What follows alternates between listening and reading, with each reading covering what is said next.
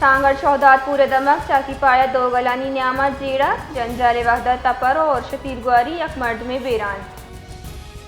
सांगड़ शौदात पूरे दमक चाकी पाया दो गलानी न्यामा जेड़ा जंजारे वहदा तपर और शतीरगुआरी एक मर्द में बेरान।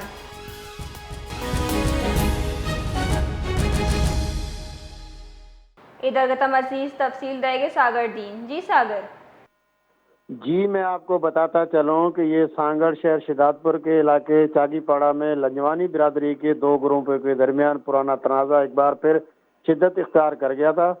झगड़े के दौरान कुल्हाड़ियों के वार और फायरिंग के नतीजे में दुरखान लंजवानी मौके पर जान बहक हो गया, जबकि जराये के मुताबिक है कि इससे कबल भी लंजवानी बिरादरी के दो धड़ों के दरमियान तसादम में एक शख्स कत्ल हुआ था, जिसका फैसला भी हो चुका था। ताहम पुरानी दुश्मनी एक बार फिर भड़क उठी। वाक़े की इत्तला के बाद पुलिस पहुंच गई है और मजीद तफ्तीश जारी है, जबकि इलाके को पुलिस ने मजीद नुकसान से बचाया, फिलहाल कंट्रोल में है। जी, बहुत बहुत शुक्रिया।